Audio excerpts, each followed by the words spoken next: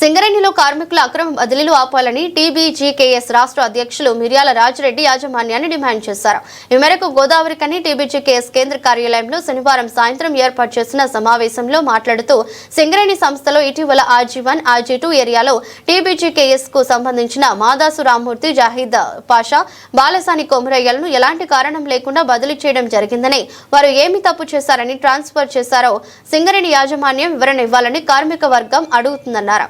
అక్రమంగా బదిలీ చేసిన వ్యక్తులు సంస్థ ఆస్తులకు ఏమైనా నష్టం చేశారా లేదా, ఇందులో ఏ రాజకీయ నాయకుడు జోక్యం ఉందా వెల్లడించాలని డిమాండ్ చేశారు. ఒక కార్మికుడు మాదాసు రామ్మూర్తికి సంవత్సరంన్నర, మరో కార్మికుడు బాలసాని కొమరయ్యకు 8 నెలల సర్వీస్ కాలం మాత్రమే ఉందని, 2 సంవత్సరాల సర్వీస్ ఉన్న కార్మికులను బదిలీ చేయొద్దని కోర్టు ఆర్డర్స్ కూడా ఉన్నాయని, అయినా కూడా ఆ కార్మికులను బదిలీ చేయడం వెనుక ఎవరి ప్రోద్బలం ఉందో తెలపాలని మిర్యాల రాజిరెడ్డి డిమాండ్ చేశారు. ఈ విషయంలో సింగరేణి యాజమాన్యం వెనక్కు తగ్గకపోతే టీబీజీకేఎస్ ఆధ్వర్యంలో కార్మికులను కలుపుకొని ఉద్యమిస్తామని హెచ్చరించారు.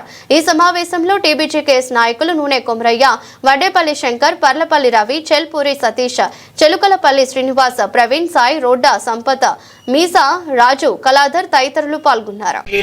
ఆపండి సింగరేణి యాజమాన్యమా, ఈ మధ్య కాలంలో జరుగుతున్నటువంటి పరిణామాలు చూసినట్లయితే ఒకవైపు రాజకీయ జోక్యం, రెండవది యాజమాన్యం యొక్క చర్యలు కార్మికులని ఇబ్బందికి గురి చేస్తున్నటువంటిది కనిపిస్తూ ఉన్నది.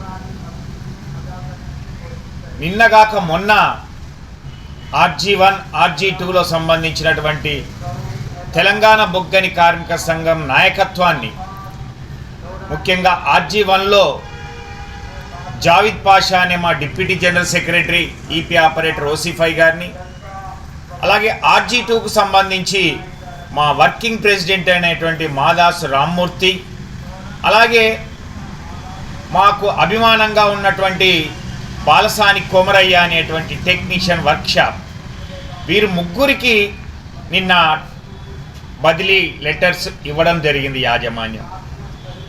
మేము ఒకటే కోరుతున్నాం, ఒకటే ప్రశ్నిస్తున్నాం, ఒకటే అడుగుతా ఉన్నాం. ఈ ముగ్గురు చేసిన తప్పేంటి?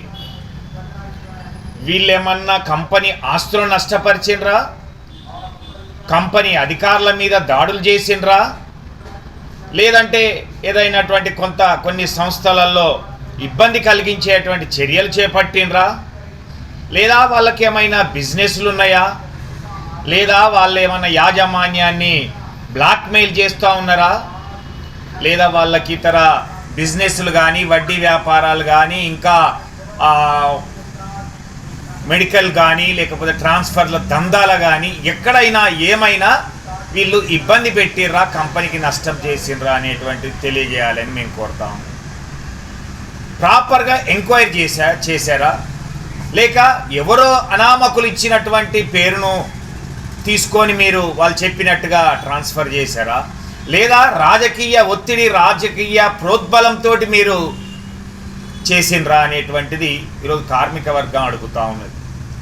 ఇలానే బదిలీలు చేసుకుంటూ పోయినట్లయితే మంచిగా పనిచేసేటువంటి కార్మిక వర్గంలో ఒక అలజడి, ఆందోళన రేకెత్తించేటువంటి అవకాశం ఉన్నది. ఈ ముగ్గురు విషయంలో చూసినట్లయితే వాళ్ళ వర్క్ పర్ఫార్మెన్స్ విషయంలో కానీ, ఇతరత్ర ఏది చూసినా కానీ ఎక్కడ కూడా ఇబ్బందికరమైనటువంటిది లేదు. ఎక్కడ వాళ్లకు ఛార్జ్షీట్లు కానీ, సస్పెన్షన్లు కానీ, ఇంకా ఇతరత్ర ఏమీ లేవు. రెండవది, ఈరోజు మాదాసు రామ్మూర్తి అనేటువంటి హెడ్ ఓవర్మెన్ OC3 గారికి 13 నెలల లెఫ్ట్ ఓవర్ సర్వీస్ మాత్రమే మిగిలి ఉన్నది. రేపో ఎల్లుండో అయినట్లయితే కేసీఆర్ గారి యొక్క పీరియడ్ 60 సంవత్సరాలు పూర్తి చేసుకొని 61 సంవత్సరంలో పనిచేసేటువంటి సమయం. ఇక కొమరయ్య అనేటువంటి వ్యక్తి అయితే ఈ నెల కాకుండా 8 నెలలు మాత్రమే మిగిలి ఉన్నటువంటి వ్యక్తి. మనకు అనేక సర్క్యులర్లు కానీ, అనేక నిబంధనలు కానీ మనకు చెప్తా ఉన్నాయి. 2 సంవత్సరాల లోపు సర్వీసు ఉన్నటువంటి కార్మికుడిని బదిలీ చేయకూడదు అనేటువంటిది కోర్టు కూడా అనేక సార్లు చెప్పినటువంటిది కూడా మనం చూసాం. అయినప్పటికీ మరి ఈ ఇద్దరి విషయంలో 2 సంవత్సరాల లోపు ఉన్నటువంటి వీళ్ళని బదిలీ చేయడం అనేది, అకారణంగా చేయడం అనేది, అడిగినా కానీ సమాధానం చెప్పలేని పరిస్థితుల్లో ఉన్నటువంటి బదిలీలను వెంటనే ఆపండి అని C&MD గారికి, అలాగే డైరెక్టర్ పా గారికి విజ్ఞప్తి చేస్తా ఉన్నాం.